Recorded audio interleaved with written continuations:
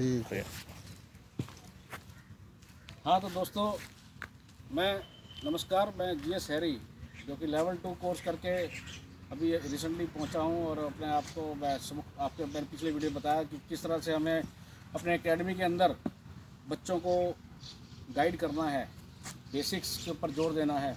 क्योंकि मैंने अक्सर देखा है कि जितनी एकेडमी से बच्चे आते हैं, नए नए एडमिशन लेते हैं, उन्हें बेसिक के बारे में नॉलेज, भले ही वो 15 साल का हो, 20 साल का हो, 17 साल का हो, जितने भी नए खिलाड़ी आते हैं कहते हैं हमें क्रिकेट सीखना है, हमें आगे बढ़ना है, हमें IPL खेलना है, हमें ये खेलना है, वो खेलना है, स्टेट कैसे खेलना है। तो उनको स्टेट भले ही मैं कहता 100 रन बनाते हो, या रनिंग बिटवीन द विकेट बहुत अच्छी होती हो, या फिटनेस में बहुत अच्छे हों, या बॉलर बहुत अच्छे हों, इन सब के बावजूद अगर बेसिक नॉलेज नहीं है तो ये मेरे हिसाब से उनको कुछ नहीं पता, ग्राउंड लेवल नहीं पता उनको, कि ग्राउंड की डेफिनेशन नहीं पता उन्हें। कई प्लेयर्स को तो मैं ये देखता हूँ, तो पेरेंट्स भी पता नहीं किस आधार पे लेकर उनको उस तरीके से आते हैं।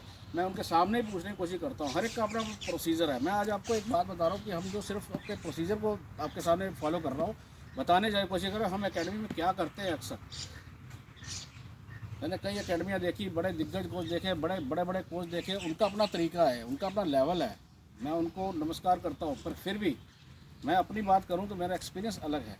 मैं एक छोटी छोटी बात को पढ़ने की कोशिश कर रहा हूँ कि बच्चे को किस तरह से, किस आधार पे उसे स्टार्ट किया जाए। स्टार्ट इन द सेंस कि जब बच्चा आता है, पेरेंट्स से वो जब बात IPL की करता है तो मुझे बड़ा अजीब सा लगता है। तो मैं उसे एक क्वेश्चन पुट करता हूँ।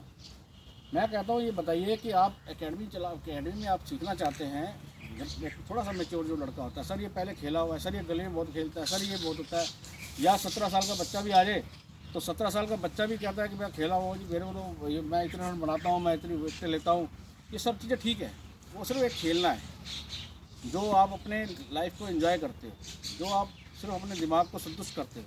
पर खेलने के लिए अगर आप एकेडमी लेवल पे आते हो और आगे बढ़ना चाहते हो, उसके लिए पहले आपको ये ज़रूर पता होना चाहिए बेसिक्स हमारा क्या है क्रिकेट के अंदर। कि हम लोग आते हैं तो हम सबसे पहले उनसे ये पूछते हैं स्टांस क्या होता है। और स्टांस वर्ड ही कई लोगों ने पहली बार सुना होता है। जब पहली बार कोई चीज़ सुनेगा और इतना खेलने के बाद भी पहली बार सुन रहा है, कोई तुक्का लगाता है जी ऐसे खड़े होना, कोई तुक्का लगाता है बैट को ऊपर करना, कोई तुक्का लगाता है कि ऐसे। बहुत रेयर चांस होते हैं जो बच्चा थोड़ा सा बताने की कोशिश कर जाए। मैं आपको बता देता हूँ स्टांस जो होता है बेसिकली क्या होता है। स्टांस वाला होता है ready to play before releasing the ball.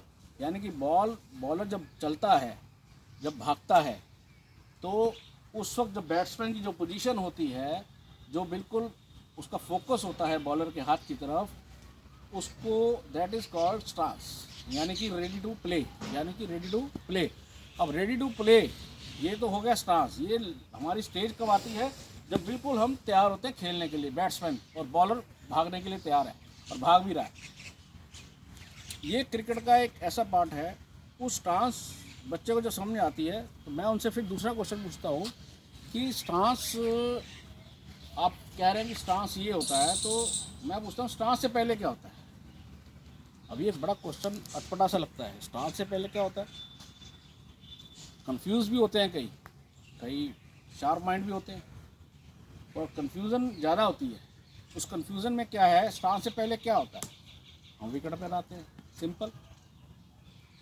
फिर पूछता हूँ उससे पहले क्या करते हैं। उससे पहले सर हम बाहर से आते हैं, बाउंड्री से आते हैं, पवेलियन से आते हैं।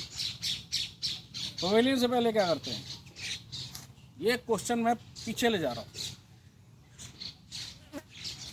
ये इसलिए ले जा रहा हूँ कि उनका मेंटल लेवल जो है वो इतना शार्प हो कि उसे पता होना चाहिए कि मैं लास्ट में बैटिंग करने आ रहा हूँ, पहले बैटिंग नहीं करने आ रहा। बैटिंग से पहले बहुत कुछ होता है। बैटिंग करो या बॉलिंग करो या फील्डिंग करो, उससे पहले आपका वार्म अप होता है। मेंटली जो शार्पनेस है वो तेज़ होनी चाहिए, फिजिकली फिट होना चाहिए।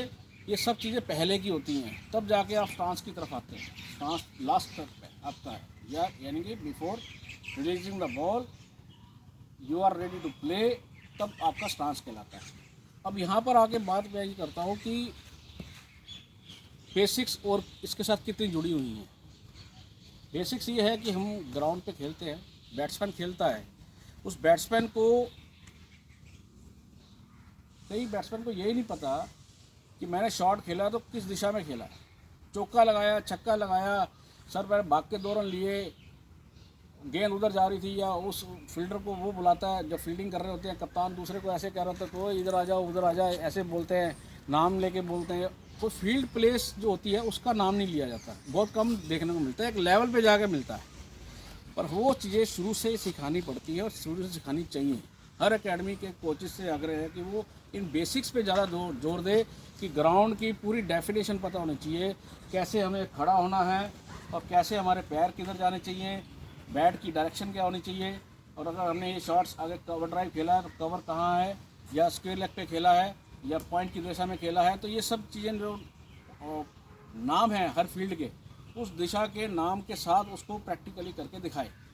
तो ये ओपन प्लेस पे होता है सारी चीज़ें। तो ये बेसिक्स होती है कुछ, और हम बेसिक्स के अंदर इसके अंदर और चलते हैं। बेसिक्स हमारी और क्या है कि जिस तरह से विकेट है, विकेट जो सेंटर विकेट होती है हमारी या नेट की विकेट होती है, जहाँ हम रोज़ प्रैक्टिस करने जाते हैं, उस प्रैक्टिस की लेंथ कितनी है, मतलब उस विकेट की लेंथ कितनी है। बच्चों ने रटा होता है 22 यार्ड, 22 यार्ड। मैं पूछता हूँ यार 22 यार्ड तुमने बहुत, एक कोई अगर वैसे कोई कोच होगा बहुत बढ़िया आंसर दे दिया, बहुत अच्छा क्लैपिंग कर देता है। नहीं, आपको पता है 22 यार्ड तो इसे पता है, किसी से सुना हुआ था बता दिया, पर एक यार्ड में कितने फुट होते हैं, कितने फुट की लंबाई होती है, ये सब चीज़ें थॉरली उसके डेप्थ में जाना शुरू करो, उसे बताते जाओ कितने सेंटीमीटर्स के अंदर आ जाता है, कितने फुट के अंदर आ जाता है, कितने मीटर्स के अंदर आ जाता है।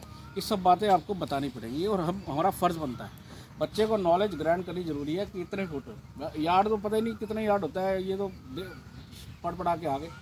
तो एक यार्ड में 3 फुट होते हैं, तो 22 × 3 66 फुट हो गया, 66 फुट के साथ 20.12 मीटर हो गया।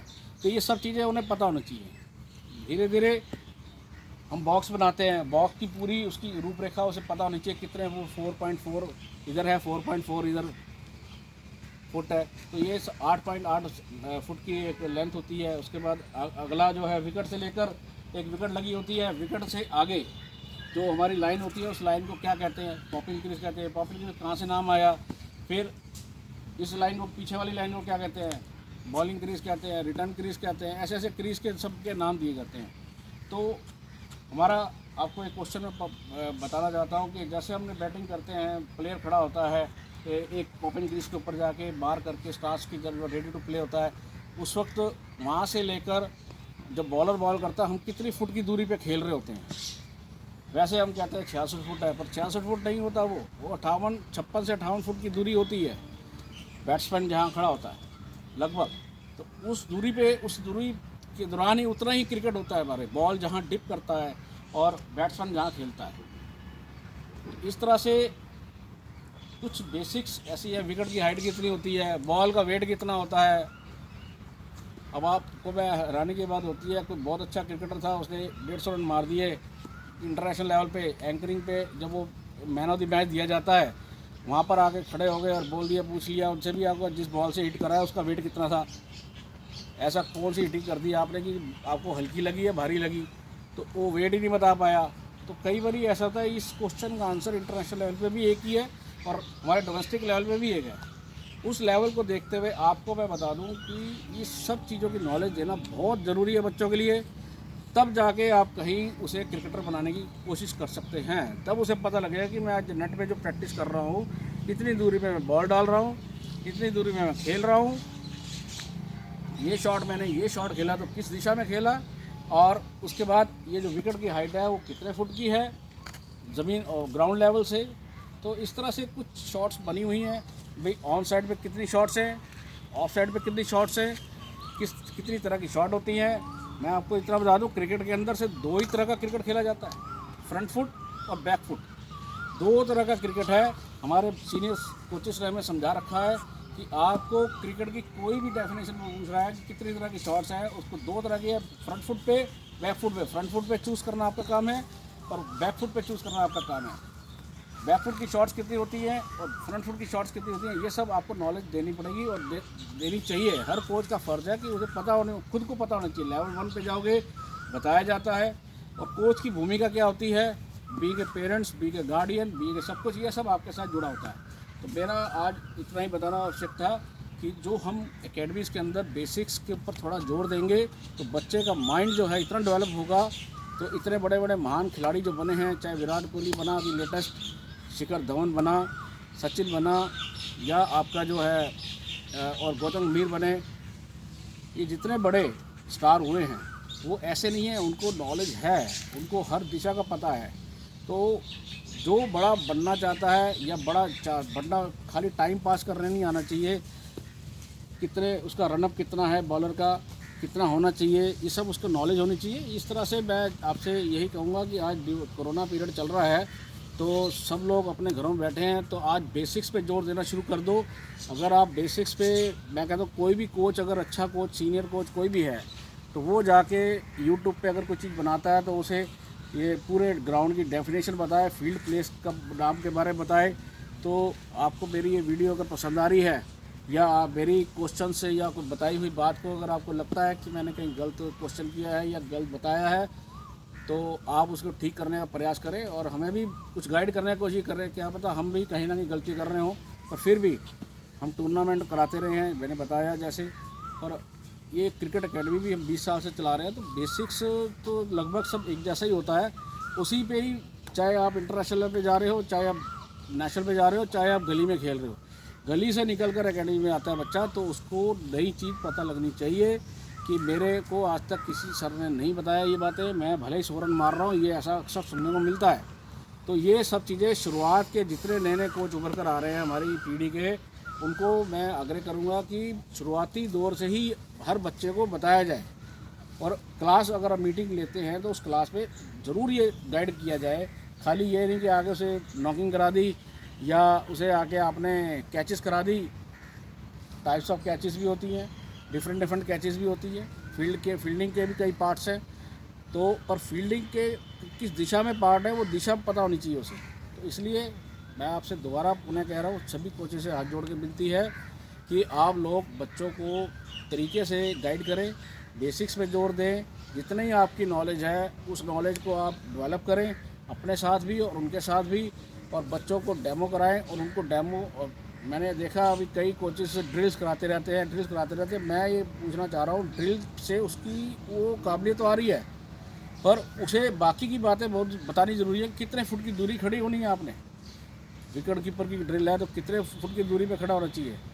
मैंने कुछ चीज़ें देखा बहुत बाद में जाके पता लगती है, एनसीए लेवल पे जाके पता लगती हैं, और कई चीज़ें नहीं पता लगती हैं जो हम आम कोच नहीं बता पाते हम लोग। तो मैं आज आपको इतना ज़रूर कहूँगा कि जितनी भी एकेडमीज़ हैं हमारी थ्रू आउट इंडिया के अंदर या बाहर भी, हम इंटरनेशनल लेवल में ना जाके अपने को डेवलप करें।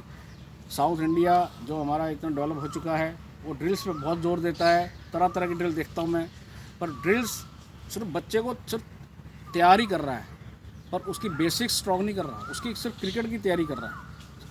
जब दोनों नॉलेज थियोरेटिकली एंड प्रैक्टिकली जब दोनों मिल जाती हैं तो वो एक डॉक्टर बन जाता है, वो मास्टर बन जाता है।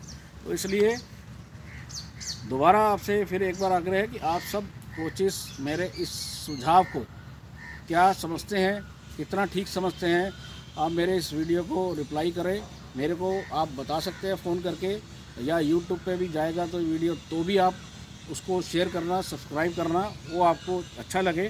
तो मैं GS हैरी आपसे आज मैं विदा लेता हूँ कि मैंने आपको जितना आपके सम्मुख कुछ क्वेश्चंस रखे या कुछ बातें करी क्रिकेट की और कोरोना के बारे में या कोचेस के बारे में या हैरी क्रिकेट एकेडमी के बारे में, तो अगर कहीं गलती है तो उसके लिए हम लोग फिर आपसे पुनः माफ़ी मांग सकते हैं। पर अपनी तरफ से कोशिश है कि हम किसी का दिल ना दुखाएं, हम किसी को नाराज़ ना करें।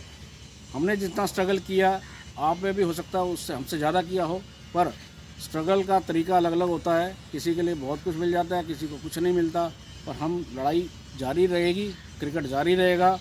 और यही आज से हम, आज कोरोना पीरियड चल रहा है, आज